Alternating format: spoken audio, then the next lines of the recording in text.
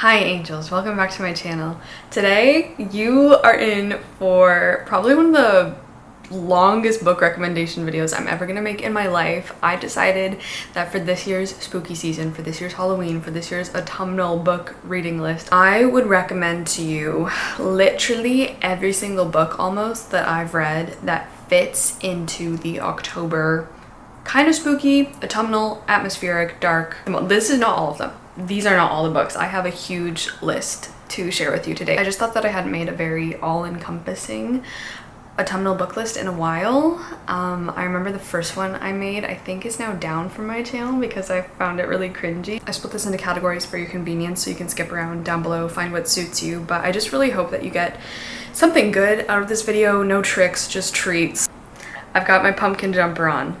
I've got my severed hand. Welcome to the most wonderful time of the year. The first category I'm going to talk to you about is dark academia.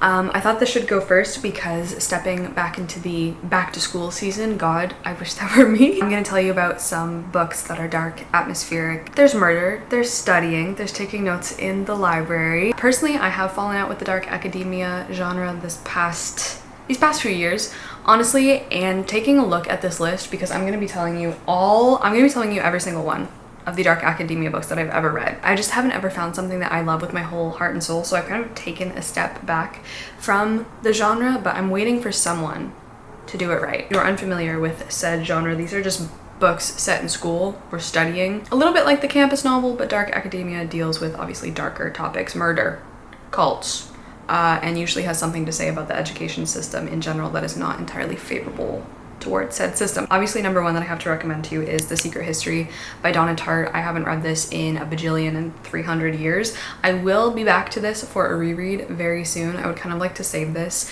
for when I go into my master's next year, and I would like to read this then so I can kind of get all those feelings again. But this is about a group of very prestigious, pretentious, you know the drill, classic students. They all study ancient Greek, and we follow Richard as he gets invited into their fold and he kind of sees what is going on. If you're looking for something that gives you like references and allusions to 100 other books, The Secret History. If you're also looking for like some study motivation, The Secret History. The next dark academia book that I read, I hated it. Definitely more than a handful of the books on this list I didn't like, but that is the great thing about literature and reading, is that you might like them, and so I never feel incorrect recommending you books that I didn't like, because you could be the complete opposite of me, and I love that for you. So the next dark academia that I've read is The Oxford Inheritance by Anne A. MacDonald.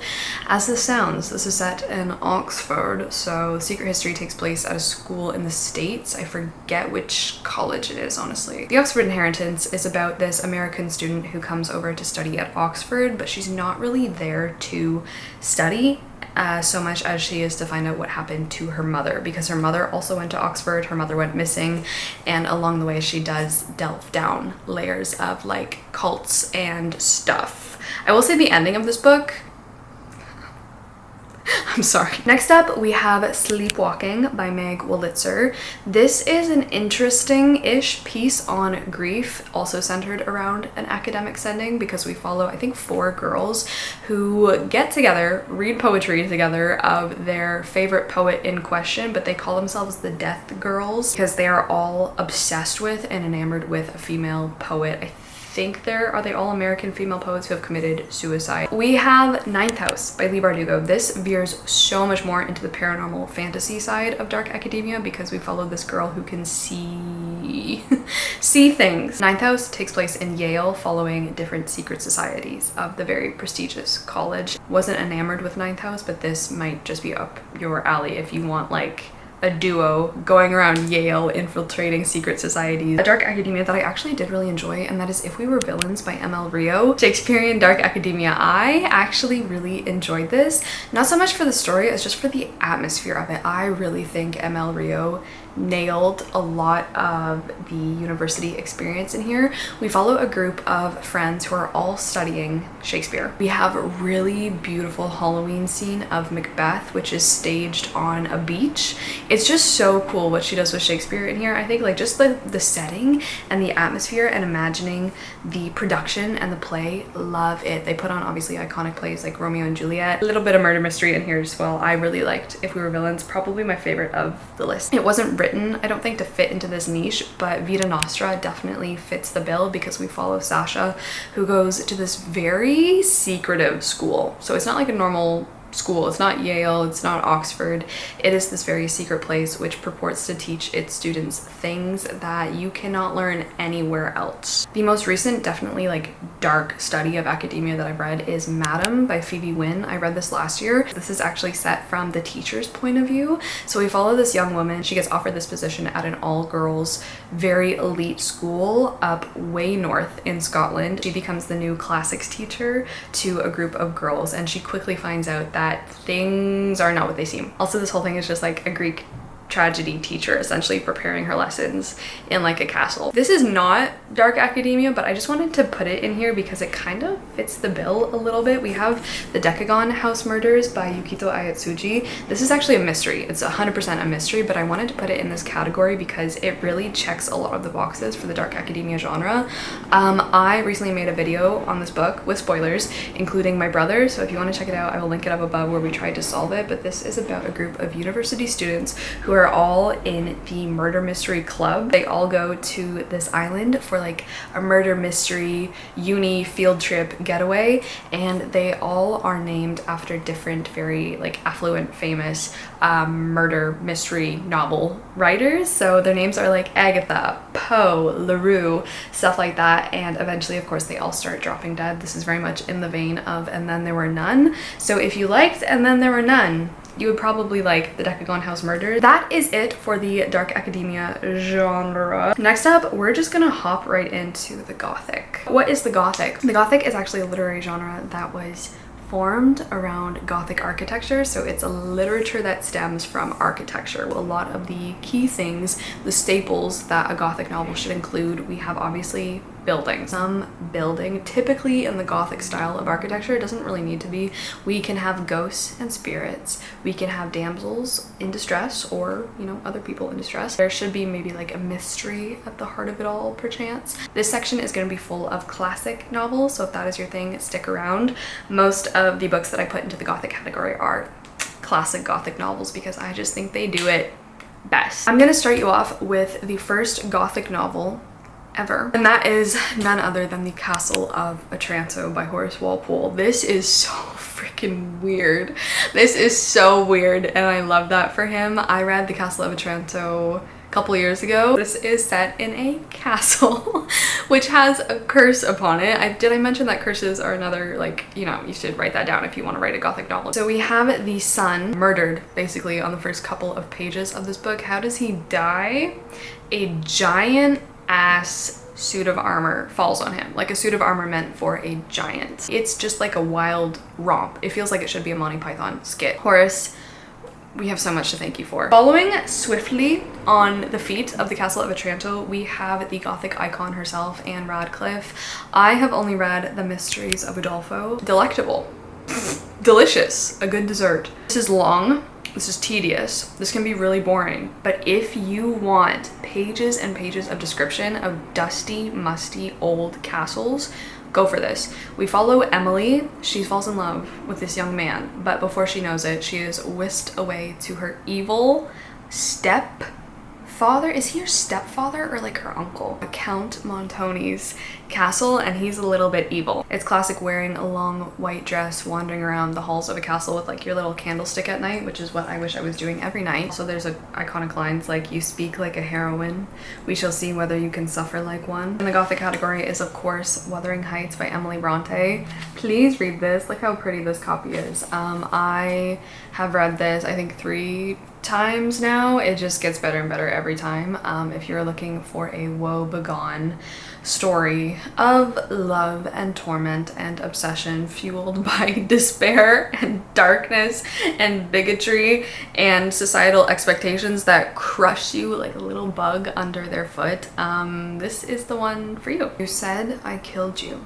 Haunt me then. Then we have a parody on the Gothic novel, which is Northanger Abbey by Jane Austen. This is the Jane Austen to pick up this spooky season if you're looking to read something by our Lord and Savior. So Northanger Abbey follows Catherine Morland, and she's read Anne Radcliffe. She starts to see all of these Gothic spooky things around her, especially when she goes to the grand estates of the boy that she is slowly falling in love with. The more horrifying things in this book are not the ghosts or the severed hands in the trunks. They are the way that people treat each other and the way that society operates. And Jane Austen is honestly a genius in this one. So again, if you're looking for something a little bit more slow, sedate, you're in a carriage, bumbling along the countryside with insufferable people around you, okay?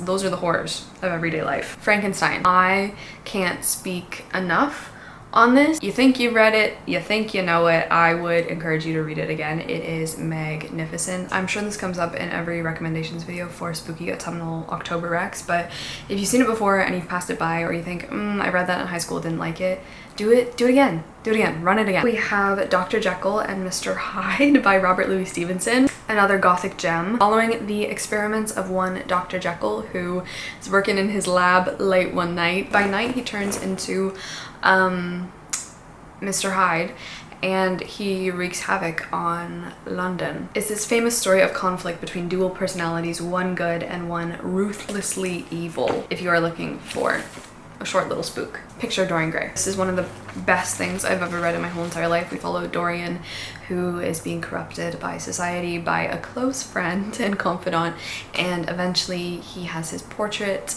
painted, I was gonna say taken. He searches for eternal youth, immortality, beauty, while the portrait kind of takes on all aspects, both physical, mental, spiritual, financial, of his ruin and corruption. Obviously, Phantom of the Opera had to be on this list. This is one of my favorite novels of all time. I think this is also really funny. Like, it's just straight up hilarious to me. It's absurd. So beautiful. This is about a man who is so disfigured, and he haunts the opera house. He puts on his little costume and he goes around being like, give me 50 francs. Entrepreneur. Then I have a couple, I think I only put a couple of more modern Gothic tales. Definitely read The Yellow Wallpaper. This is about a woman.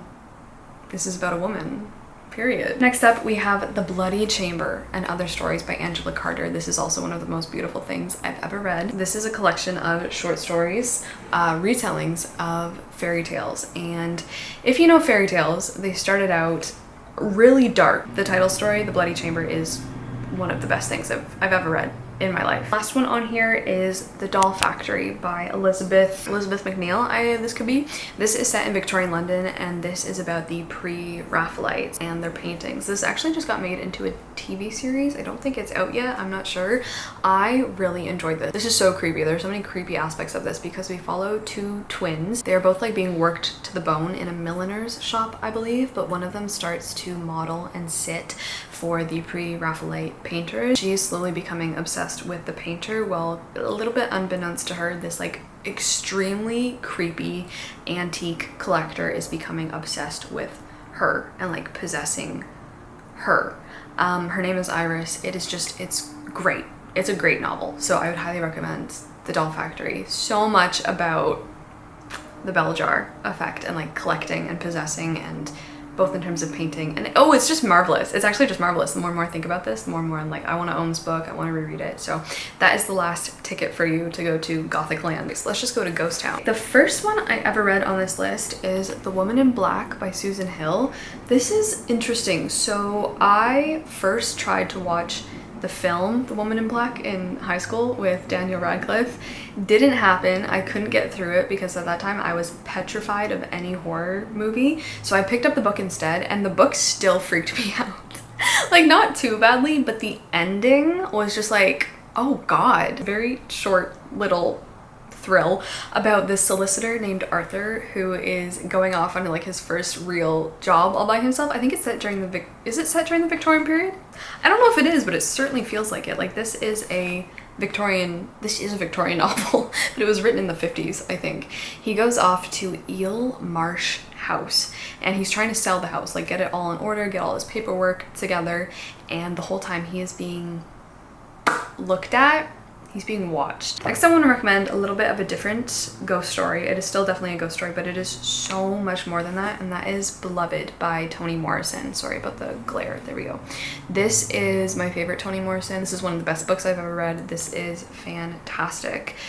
We follow Setha, who is proud and beautiful, and she escaped from slavery but is haunted by its heritage. She must deal with this haunted life on every level. So it's a ghost story. It's such a multi-layered ghost story. It's a story of a haunted house. It is so deep. Set in rural Ohio several years after the Civil War, and it's just wow. But her house is being haunted by this ghost, I guess. I don't want to give too much away, called Beloved. Then, of course, we have one of the most iconic ghost stories. I don't know, I put it in this list, but I felt a little cheeky putting it in this list because it is The Turned Screw by Henry James. This is one of my favorite books ever as well. A lot of these are, but this is the quintessential, are they ghosts? Are we all a little crazy here? What's going on?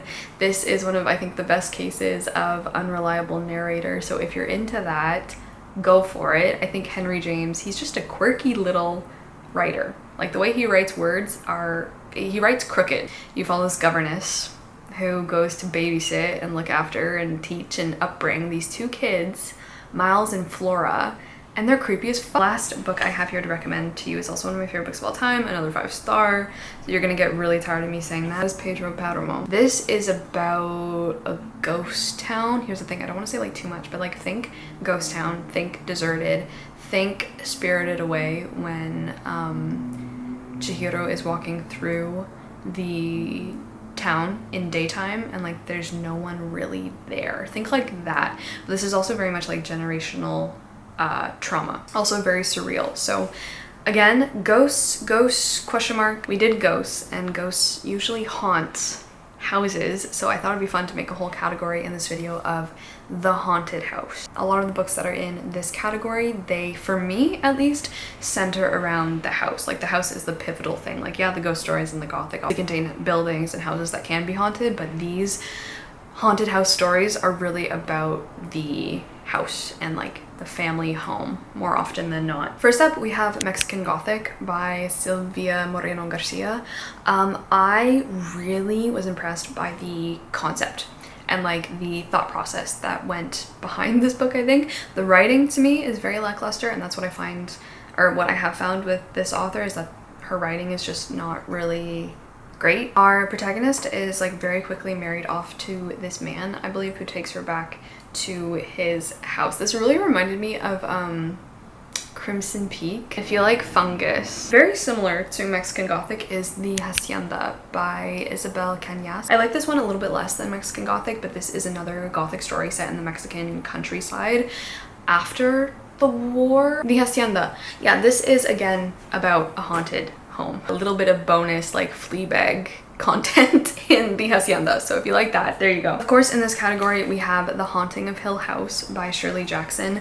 This is, I think, my favorite Shirley Jackson that I've read. This is what I mean when I want books about angles and like interior spaces, man. And I do this every time I recommend the book, but like I think it needs to become a yearly tradition on this channel to just read you the first paragraph. Very psychological, very spatial, very unreliable. No live organism can continue for long to exist sanely under conditions of absolute reality. Even larks and katydids are supposed by some to dream. Hill House, not sane, stood by itself against its hills, holding darkness within. Silence lay steadily against the wood and stone of Hill House, and whatever walked there walked alone.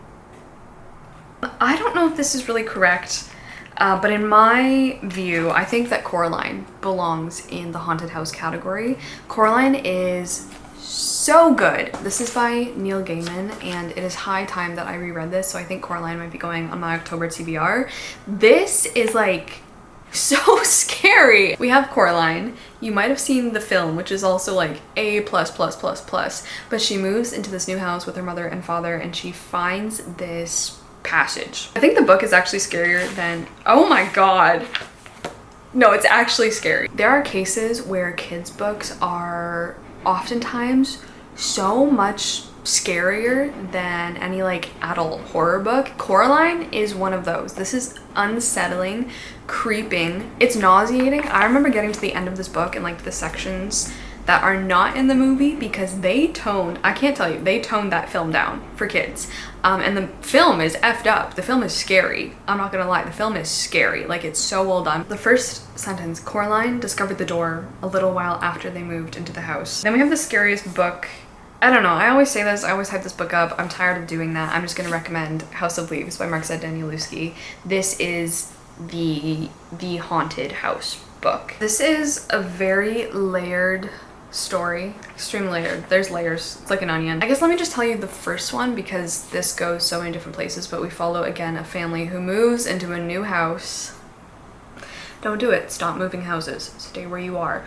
And they discover, like Coraline, passages, rooms, labyrinths, tunnels, bottomless abysses in their house. Okay, this is this book is just very it's that Nietzsche quote, gaze long into the abyss and the abyss, you know, gazes long into you. Let's switch to something just cozy, wholesome, because this video is not just exclusively about the dark and the spooky ookie. This video is also about, like, you know, sitting in with your cup of coffee and your pumpkin pie and your little fireplace and your cats on your lap sleeping and the leaves are falling. That's what it's about. It's about the magical. It's about getting that zest for life back. These are really magical, wholesome, fun, atmospheric reads. So that is the next category. It's just magic.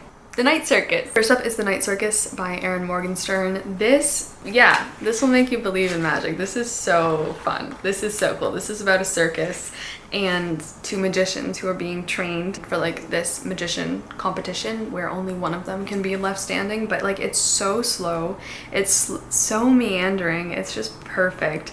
The circus arrives without warning. This is so descriptive, lost in a cotton candy cloud, essentially is what I would describe this book as. And of course, like, I don't know, they're both trying to one-up each other, but it's not magic like, oh, we're dueling to the death. It's magic in like, what cool, new, glorious, gorgeous invention of beauty can you concoct kind of thing. That's what this is. So just fabulous. A little bit similar if you want a carnival vibe, if you want like candy apples. Oh, I love candy apples, or bobbing for apples. We have Caraval by Stephanie Garber. This is about a carnival where two sisters get involved, but like it's very hard to get a ticket to go to Caraval, which takes place on this island. And there's also a competition, but it's really up to you how you spend your time in Caraval. But there are lots of cool things in this like circus carnival fair ground, and everything is not as it seems. Basically, this is a book about illusion and about the look of things and about the appearance of things, but like this is a book that, along with The Night Circus, just really gets at every single sense that you have. It gets at all your 6 senses. So yeah, 5 senses. And of course we have Howl's Moving Castle by Diana Wynne Jones. This is comfort. This is beautiful. I need to read this again. Like, I need to read this again. There's witches, there's moving castles, there is love, there is Calcifer. If you guys don't know, this is where I got the name Calcifer from, because Calcifer is a fire demon in the novel. And this book is also really special to me because this is the first novel that was ever gifted to me by one of you guys. So thank you so much, Rose, if you're still watching after all of these years. This is one of the most precious stories to me ever. Magic in a bottle. I guess not really in a bottle. in a book. Let's just hop on the Ghibli train for a hot second. I need to recommend as well Kiki's Delivery Service in this category. Again, it's like cute little witch and you're setting up your little shop and you're working at a bakery, and this is just like very wholesome comfort, just wholesome comfort, and the film as well. Same vibe for sure is The Girl Who Drank the Moon by Kelly Barnhill. This made me cry. I actually cried at this. This is about a little girl named Luna who accidentally swallows moonlight. There is magic in starlight, of course, this is well known. Moonlight, however, that is a different story. Moonlight is magic. Ask anyone you like. If you like the swamp, if you like the bog. The last one I have for you in the magic category that I really enjoyed is The Very Secret Society of Irregular Witches. This is really cute. This is about a witch who goes to train and like look after 3 little witches. It is beautiful. There's romance in here. It's all about found family and really cute, really wholesome. This made me smile really big. I really recommend this. This is fun. Next category is horror. I'm gonna rank these from least scary to most scary in my opinion, so you can kind of get a level. Like honestly, none of these are too scary, although a couple of these freaked me out. Coming in at number 10 for the least scary, we have House of Salt and Sorrows by Erin A. Craig. This is a YA retelling of the 12 Dancing Princesses, but it's like ocean gothic creepy. It's pretty gory, pretty visceral. If you want something like overlooking the crags and the cliffs and the water, people are just drowning. We have another YA, but I think this one is a little bit spookier. That is The Dark Descent of Elizabeth Frankenstein by Kirsten White. This is my favorite Frankenstein retelling. This one follows Elizabeth, who, if you haven't read anything related to Frankenstein, is Victor's wife. Also his cousin, but like his adopted cousin, so anyway, doesn't really matter. This is about like her story and from childhood, and then it's kind of Frankenstein like from her perspective. I really enjoyed this. I really enjoyed this, and I think it does really fun, cool things with Frankenstein. It takes a lot of liberties, but I don't care. I think it's great. Take the liberties. Lightning clawed across the sky, tracing veins through the clouds and marking the pulse of the universe itself. Gives like an entirely new perspective, I think, to Elizabeth, and just lets you so much more into her head. I really liked it. Number 8, we have a book that I didn't really enjoy, but it's definitely more spooky and horrifying. That is The Year of the Witching by Alexis Henderson. This is like religious horror, which is really horrifying to me. I, for the life of me, cannot play the newer Outlast game. It's whatever one is like set in the US, I think, with the very heavy religious overtones. Like that is something that freaks me out.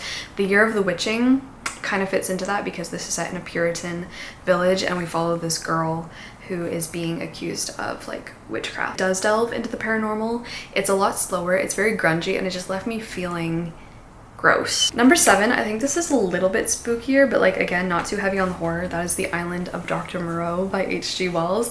I really like this book. I really like this book. I think this book is also a silly time because this is set on an island. This is a mad scientist.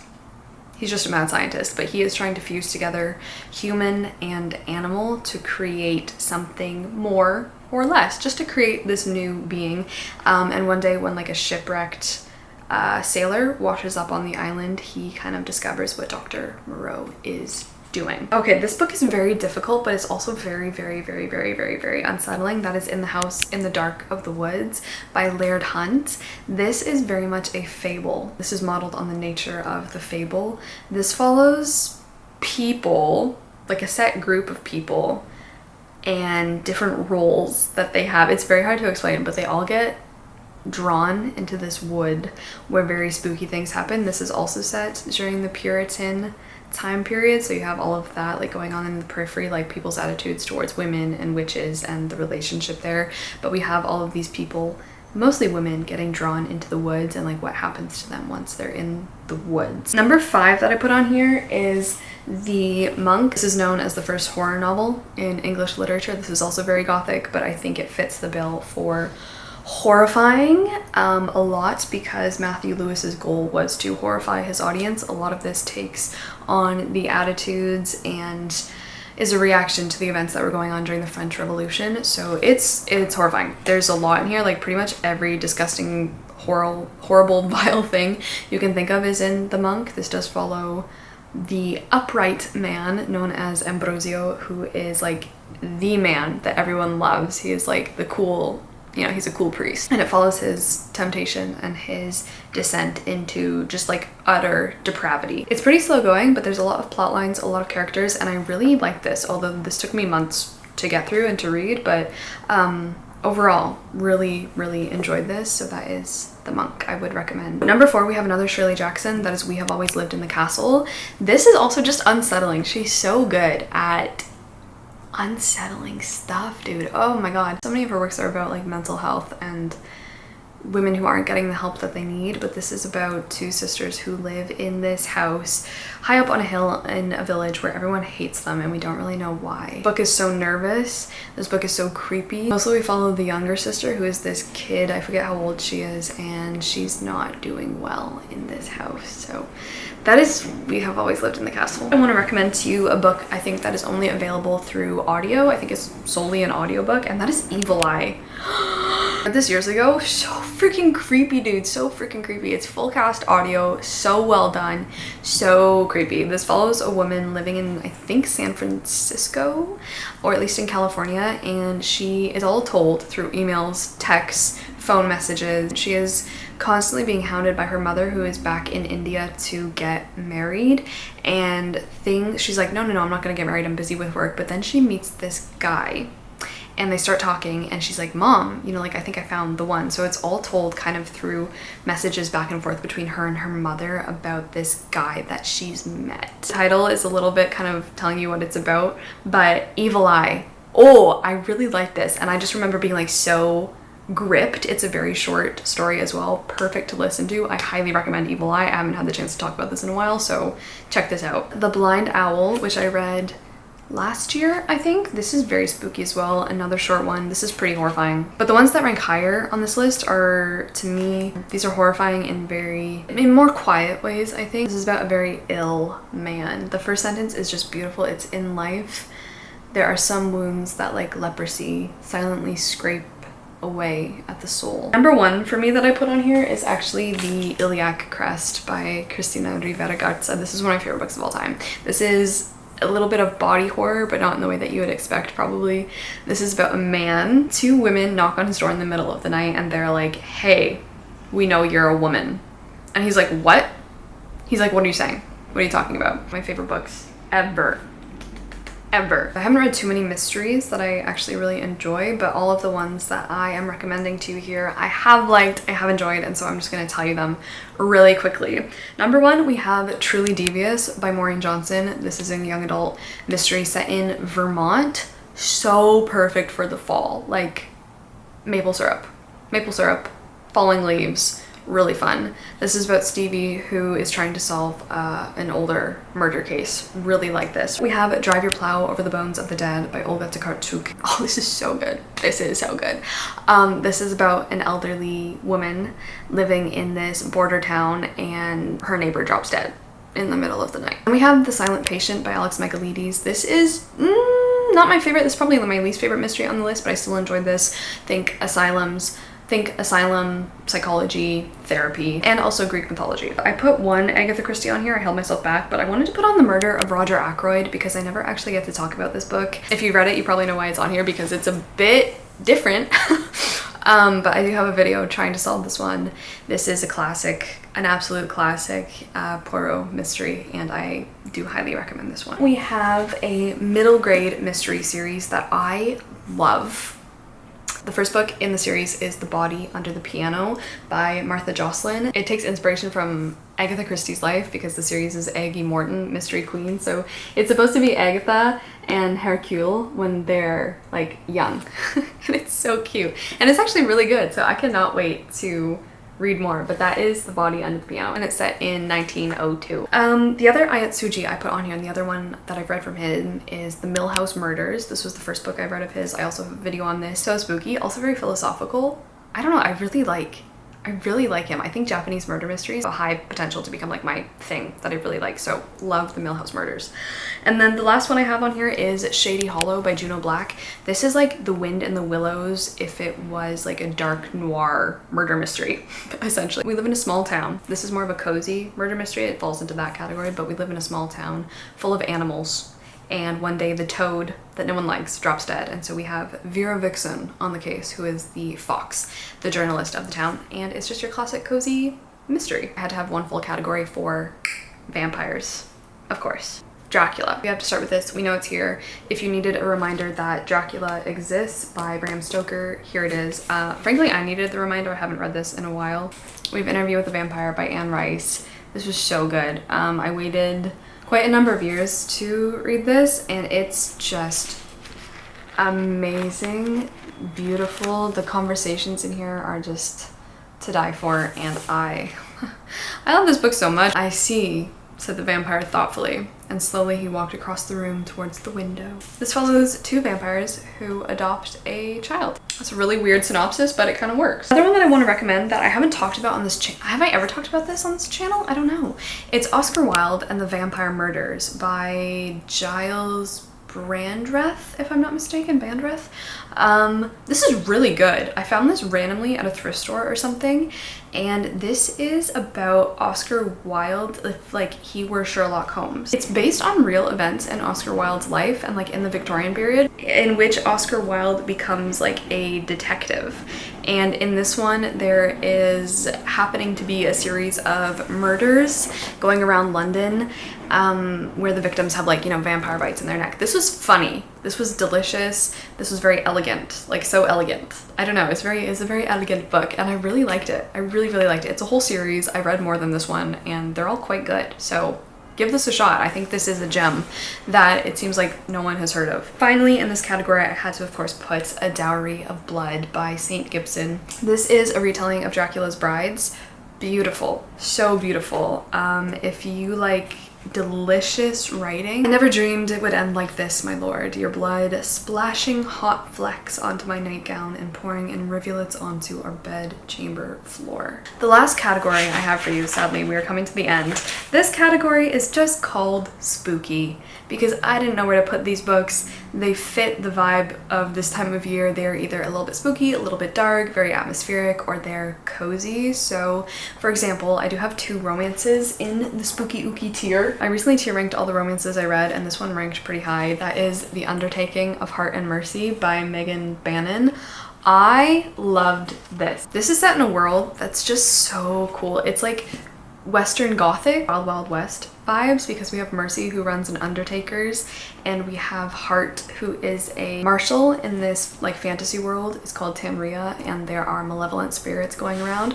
I just loved the sections of like you get to watch Mercy work. There is quite an interesting like backstory and lore and mythology in this fantasy world, and I just really enjoyed it. It's perfect for October as well, so if you're looking for a romance with like a spookier twist, The Undertaking, really good. If you're looking for a dark romance, a dark paranormal romance, I would recommend Her Soul to Take by Harley LaRue.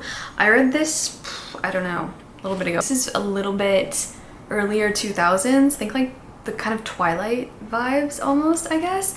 But we follow this girl who is a YouTuber, and her like niche on YouTube is ghosts. Like she goes ghost hunting and like posts videos of her going into like abandoned churches and buildings and like going ghost hunting essentially.